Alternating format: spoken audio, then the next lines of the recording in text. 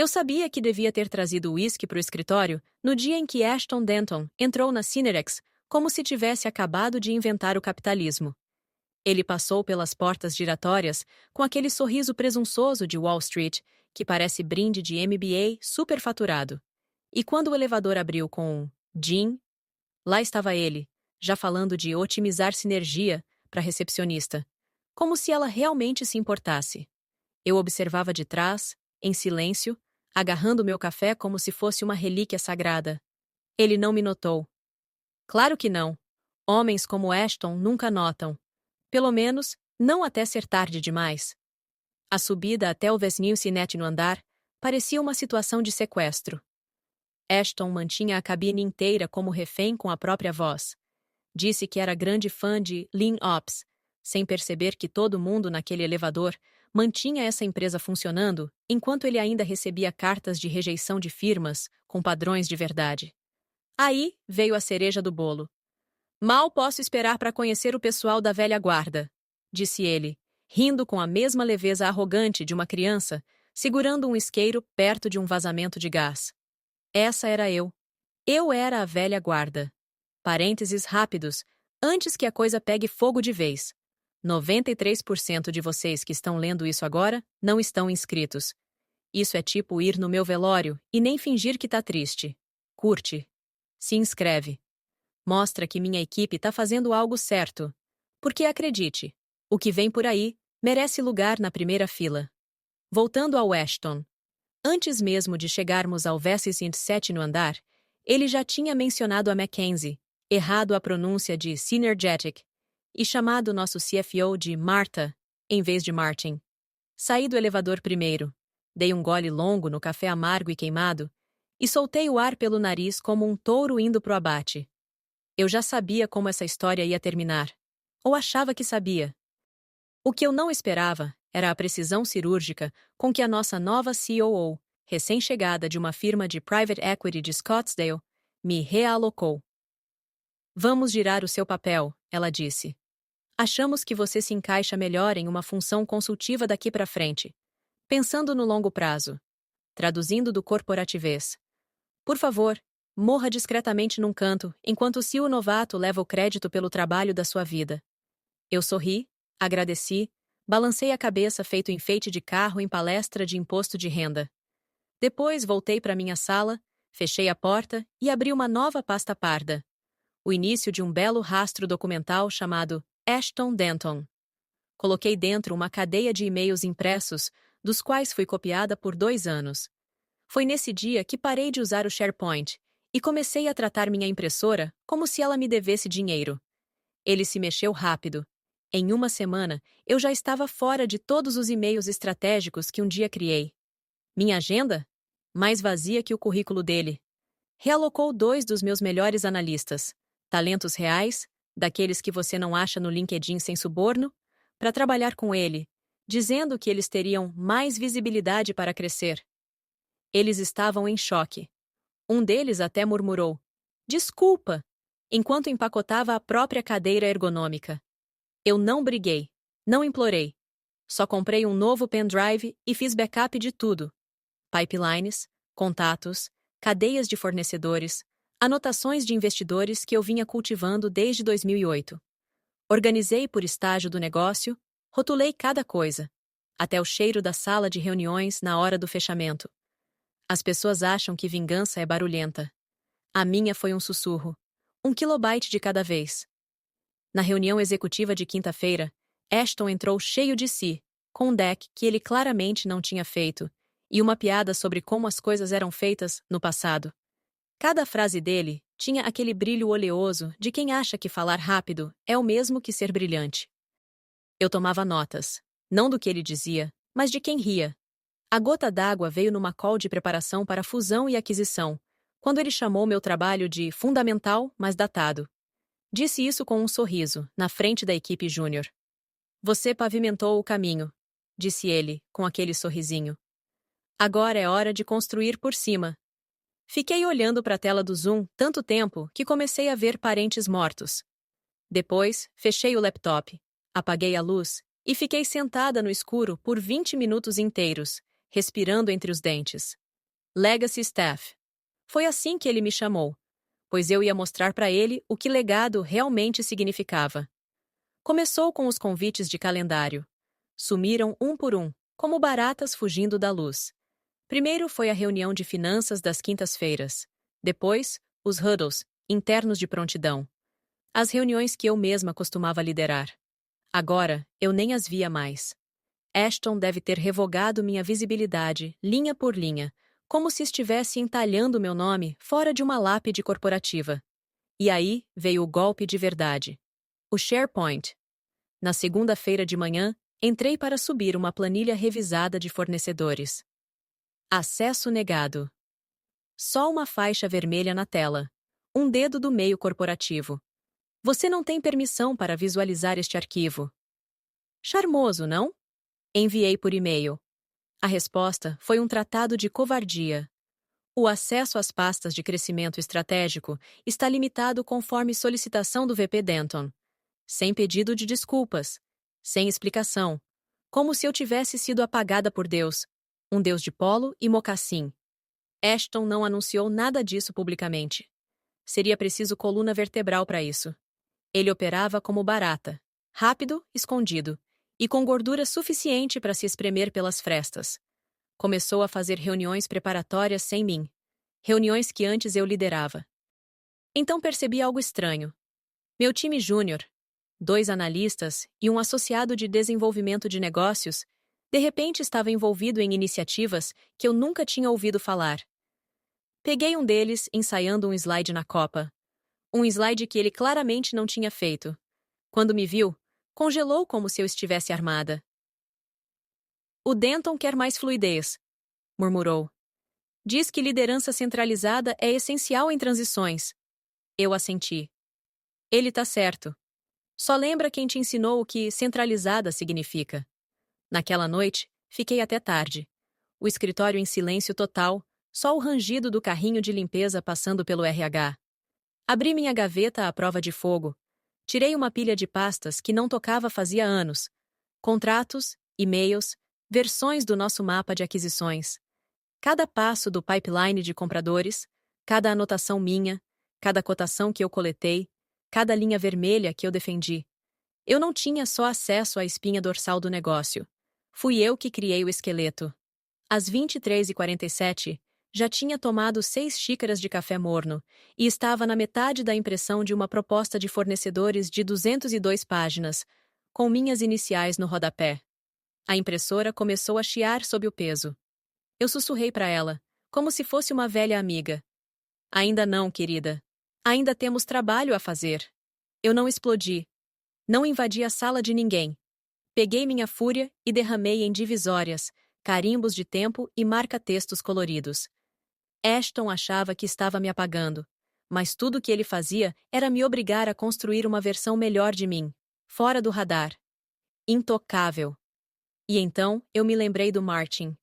Martin, que uma vez me disse num corredor escondido, durante um off-site em 2015.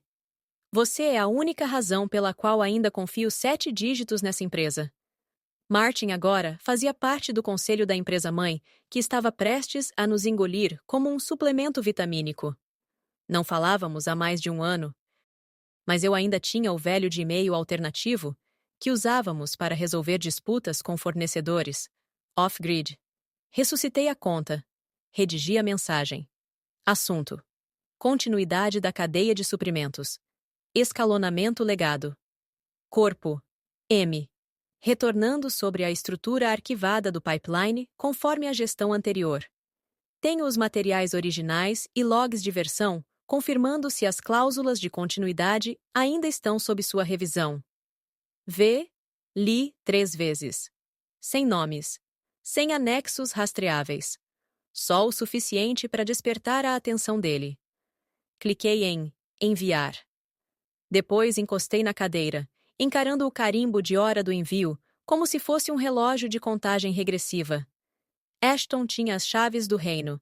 Mas eu tinha os projetos, o nome do empreiteiro e uma saída pelos fundos, bem discreta.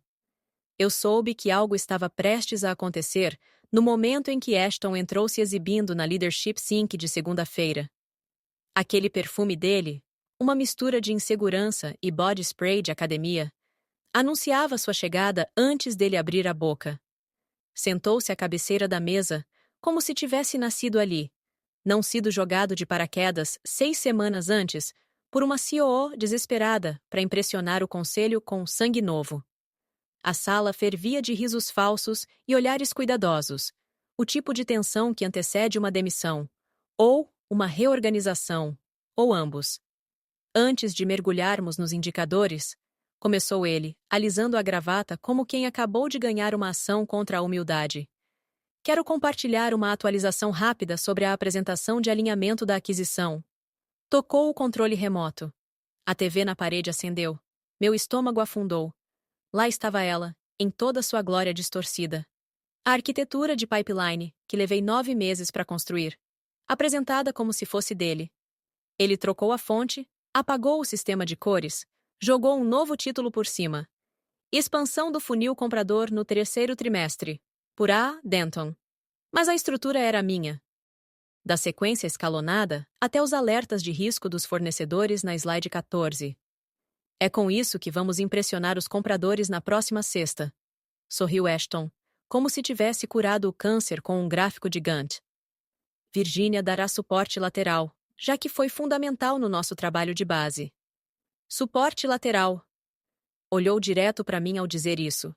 E eu juro por tudo que é sagrado. O sorrisinho dele.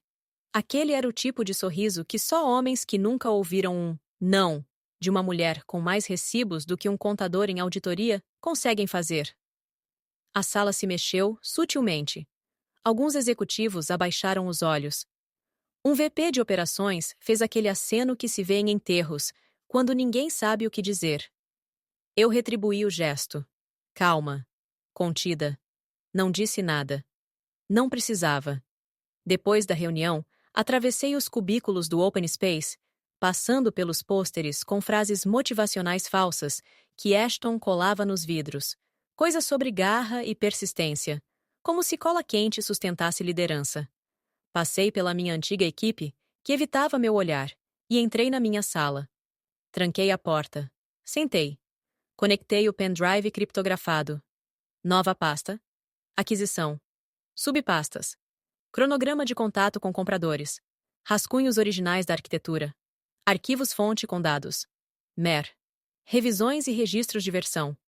Trocas internas de e-mail. Tudo anterior a Ashton. Estava tudo lá. O DNA do negócio. Arrastei a apresentação vazada para uma nova pasta. Plágio. Modificado por A. Denton. Criei comparações lado a lado. Timestamps de PDF, trilhas de e-mail, áudios de reuniões iniciais, onde eu literalmente dizia em voz alta as mesmas frases que agora ele apresentava como se fossem dele. Abri meu e-mail, redigi uma única mensagem e salvei nos rascunhos. Assunto: propriedade intelectual. Autoria da estrutura de aquisição, corpo. Favor encontrar anexados cronograma e dados MER, indicando a linha de autoria da arquitetura de aquisição. Conteúdo armazenado sob cofre privado. Disponível para liberação mediante consulta jurídica. V. Não enviei. Ainda não, porque Ashton achava que o campo de batalha era a sala do conselho. Ele não percebia que a guerra já tinha mudado de cenário. Eu tinha ido para o subterrâneo. O pior não era o roubo, nem a humilhação, nem mesmo o jeito casual com que ele me apagava como se eu fosse uma nota de rodapé num deck que ele nunca teve neurônio para construir. O pior era ver minha própria equipe fingindo que não via. As mesmas pessoas por quem eu briguei, protegi, promovi, agora sentadas, em silêncio, enquanto um corte de cabelo dentro de um terno reescrevia meu legado em tópicos e palavras vazias. Mas aquele silêncio não era eterno. Eu só precisava resistir. E quando ele quebrasse, e ia quebrar, eu garantiria que o som seria ensurdecedor. Veio às 2h13 da manhã. Aquela hora em que até os bots de RH param de mandar e-mails passivo-agressivos sobre treinamentos obrigatórios. O de e-mail alternativo deu um único alerta, sem assunto. Só um anexo. TXIN Klaus VT3 Draft Tank. E uma frase digitada como um sussurro no escuro. Mantiveram a sua linguagem original. Achei que você devia saber. Fiquei olhando aquilo por um tempo, tomando café de micro-ondas com gosto de traição e clipe de papel. Tinha esquecido como Martin operava. Sutil, direto. Sempre 20 passos à frente. Aquele homem escrevia cláusulas como poetas escrevem epitáfios. Baixei o arquivo. Desbloqueei com a senha antiga que criamos lá em 2016, durante a fusão com a Almer. Ghostwood. Longa história. Envolve frigobar, uma enchente e um ódio compartilhado por cartões de visita com relevo em espuma. Documento aberto. Página 4, parágrafo 7. Lá estava. Minhas palavras, minha estrutura, meu tom. A transição operacional seguirá conforme o plano de continuidade previamente existente, salvo em caso de disputa de autoridade. Soltei o ar devagar, como se tivesse acabado de ver meu nome esculpido em granito, não apagada. Apenas enterrada. Li de novo e de novo. Então, sem alterar o formato, adicionei uma única frase no corpo do parágrafo. Nestes casos, a continuidade executiva será transferida para o A, líder de operações mais antigo, A, com efeito imediato ao reconhecimento da disputa. Fiquei olhando para a frase. Aquilo não era um golpe de poder, nem uma arma. Era só inevitável. Já não era mais sobre vingança. Ashton queria os aplausos. Ele podia ficar com eles. Eu queria o resultado. Queria um negócio seguro, o comprador confiante, a empresa inteira. Mesmo que graças ao idiota com microfone sem fio e ego com CEP próprio. Removi os metadados. Achei o PDF. Reencriptei. Mandei de volta. Sem assinatura. Sem atenciosamente. Sem vestígio de Virginia Barnes. Só um retorno. Silencioso. Fechei o laptop e encostei na cadeira. Fiquei olhando para o teto como se ele me devesse respostas. Em algum arranha-céu, 3 fusos horários adiante, Martin ia ler aquela frase. E ele saberia exatamente o que ela significava. E não diria uma única palavra. Porque homens como Martin não precisam de explicação. Eles só precisam que a cláusula exista, quieta. Como uma saída de incêndio que ninguém nota. Até o prédio começar a pegar fogo. Na manhã seguinte, Ashton entrou na reunião geral como se fosse o rei do baile, descobrindo que a coroa vinha com opções de ações. Estava com um blazer sob medida, justo demais nos ombros, e discursava como um homem narrando seu próprio documentário. O momento do acordo é forte, o alinhamento é firme. Estamos negociando de um lugar de força. A equipe aplaudiu. Eu apenas sorri e bati a ponta da caneta contra meu bloco de notas uma vez. Eles não sabiam que o negócio só tinha pulso porque eu o mantive vivo nos bastidores. Não sabiam que a confiança do comprador não tinha ruído, porque Martin tinha sussurrado discretamente. Ela ainda está aqui, não se preocupem, e... DA. Não sabiam que, por trás das planilhas, da logística e das tempestades de jargão, havia agora uma única frase enroscada na estrutura legal. Esperando. Não por vingança, nem por reconhecimento, mas pelo momento certo. E quando esse momento chegasse, ele não seria barulhento. Estaria escrito em fonte tamanho 12, Times New Roman, no rodapé da página 4. Você podia sentir a tensão antes mesmo de entrar na sala. Aquele ar de hotel com ar-condicionado forte demais, misturado com o suor da ansiedade de homens tentando justificar seus cargos. Todos usavam ternos como armaduras, azul marinho, impecáveis, caros, agarrados a seus copos de café como se neles houvesse os últimos resquícios de autoridade. Era isso. A reunião final da aquisição. O duelo. Sentei perto da parede do fundo. Não à mesa. Perto. Ao lado do cabideiro, entre um vaso de ficus e uma unidade de viva voz piscando em silêncio. Sem notebook. Sem bloco. Só eu. E um envelope pardo pequeno, sem identificação, repousando quieto ao lado das minhas mãos entrelaçadas. Do outro lado da sala, Ashton dominava o palco como se estivesse fazendo teste para um filme que não entendia. Andava de um lado para o outro, com aquela energia nervosa disfarçada de confiança, a voz alta o bastante para abafar qualquer nuance. Para reiterar, disse ele, pulando para um slide que parecia feito por estagiário com um template gratuito de PowerPoint. Otimizamos a continuidade operacional por meio de integração vertical. O negócio está fechado. A transição será perfeita. O controle operacional é nosso. A liderança é nossa. Sorriu para Angela Pierce, líder jurídica do comprador. Uma mulher com maçãs do rosto, que podiam cortar vidro, e uma mente jurídica feita de navalhas. Ela não sorriu de volta. Só inclinou levemente a cabeça. Ela estava assistindo uma criança, tentando explicar como aviões voam. Tenho uma dúvida, disse ela, com voz cortante como gin gelado. A seção 7 faz referência a uma cláusula de continuidade. Gostaria de um esclarecimento sobre a linguagem. Ashton afastou a preocupação com um aceno de mão, como quem espanta mosquito. Coisa padrão. Texto genérico. Não afeta os direitos do comprador. Toda autoridade de transição passa pelo meu escritório. O jurídico está ciente. Ele nem olhou na minha direção. Angela olhou. Eu não me mexi. Não pisquei. Apenas deslizei a ponta do dedo até a beirada do envelope. Um gesto leve. Testando o peso do silêncio. Enquanto Ashton continuava falando de sinergia, de momento, de aceleração de valor, lançando bombas de jargão como se achasse que elas explodiriam em credibilidade. Alavancagem escalável. Harmonização de ativos. Fluidez entre stakeholders. Em algum lugar, um dicionário sinônimo deve ter chorado de vergonha. Martin, o investidor líder, estava no canto oposto da mesa, calmo, observando. Não tinha dito uma única palavra, o equivalente, no mundo financeiro, a Deus limpando a garganta. Como eu dizia, continuou Ashton, girando o controle remoto como mágico prestes a revelar um truque. Já alinhamos todos os chefes de departamento. Os entregáveis estão definidos. Não há ambiguidade sobre quem comanda o navio. É por isso que eu assumi a liderança. O slide atrás dele mostrava um organograma com seu nome brilhando como o sol. O meu, apagado como se fosse um erro de digitação. Ele achava que ninguém notaria. Angela virou mais uma página de seu fichário, devagar. Martin cruzou os braços e se recostou. O envelope ao meu lado seguia intacto.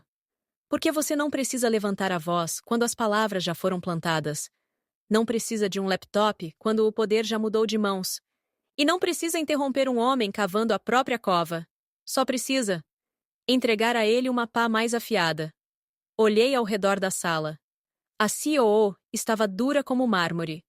O CFO fingia que não estava suando sob a gola da camisa. Um analista júnior digitava escondido sob a mesa, provavelmente atualizando o próprio currículo, só por precaução. E Ashton ainda falava.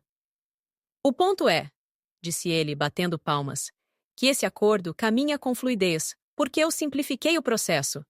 Temos alinhamento, temos visão e, francamente, temos o controle.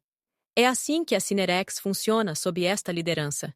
E então, como se tivesse seguido um roteiro previsível, ele soltou a frase que eu vinha esperando fazia 3 meses. Você sabe com quem está falando? A sala parou de respirar.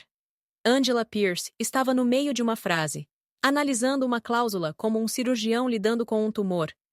E Ashton fez aquilo. Aquilo que eu sabia que ele faria. Aquilo que ele não conseguia evitar. Interrompeu. Alto. Brusco.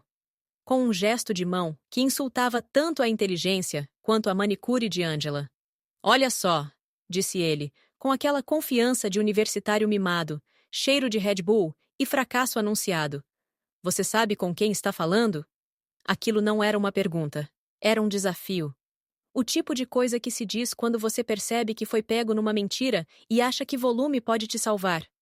E assim, congelou o ambiente. A caneta de Angela parou no ar. O analista júnior, que mordia a tampa da caneta, paralisou no meio da mordida. Até o projetor pareceu segurar a respiração. O zumbido das ventoinhas ficou alto demais, no silêncio que Ashton deixou para trás. Eu fiquei imóvel por um segundo. Então, lentamente, como quem tira poeira do tecido da realidade, estendi a mão, peguei o envelope pardo e retirei um cartão de visitas preto fosco.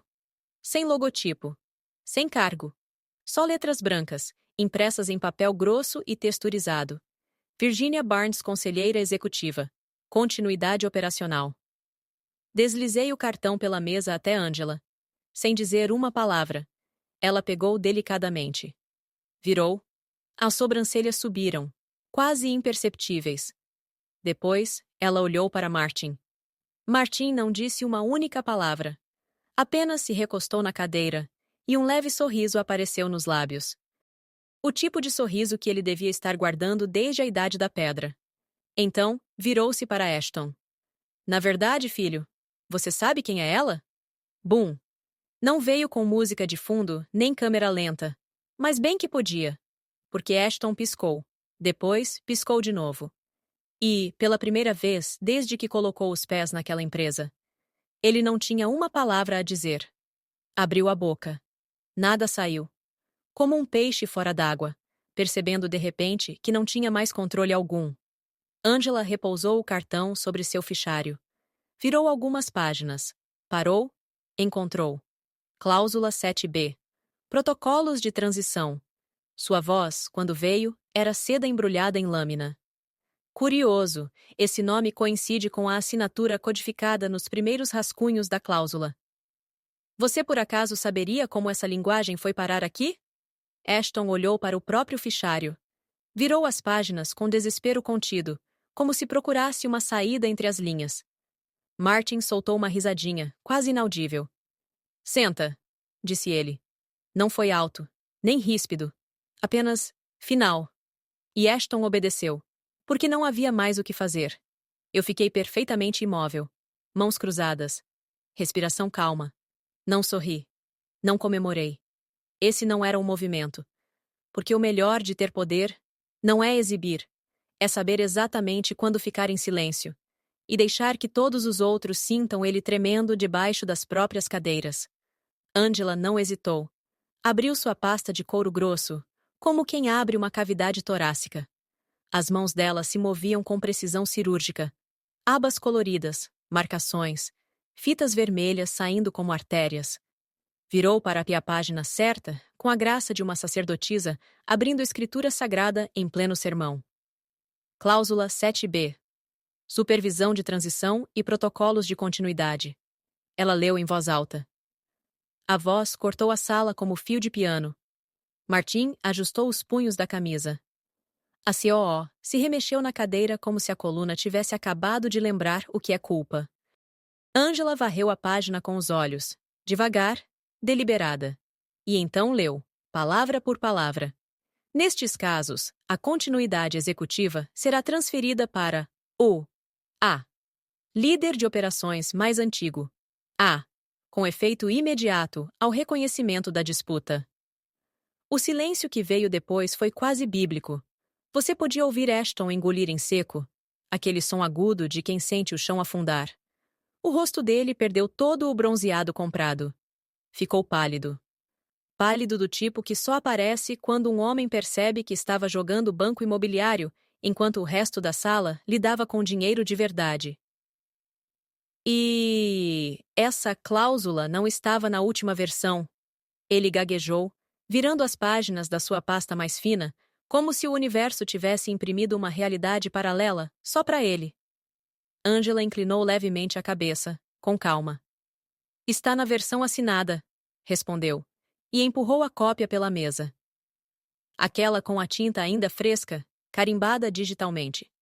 Minha cláusula, minhas palavras, minha assinatura, escondida no metadado, onde só alguém como Angela procuraria. Ashton olhou para a COO. Ela não piscou. Apenas encarou a cláusula, como se ela própria tivesse sido traída por aquelas linhas. Como se o sangue no chão fosse dela. E ninguém tivesse contado que ela estava sangrando. Martin finalmente falou. Acredito que isso responde à questão legal. Ele nem olhou para Ashton, não precisava. Angela virou mais algumas páginas.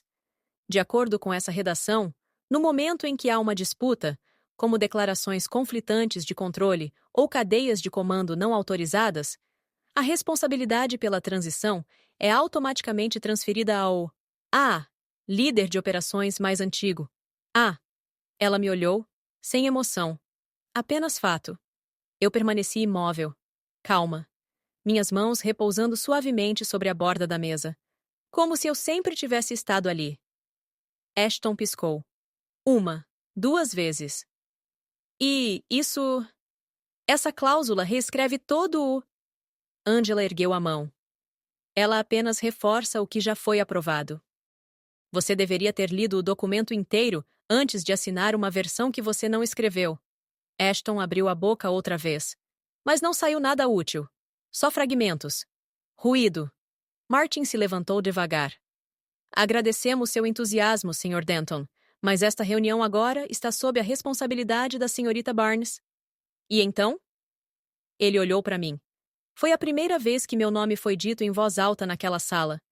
E não precisou de fogos de artifício, só de gravidade. Assenti com um leve movimento da cabeça. Então estendi a mão para o mesmo envelope que tinha trazido comigo. Dele, tirei uma pasta fina.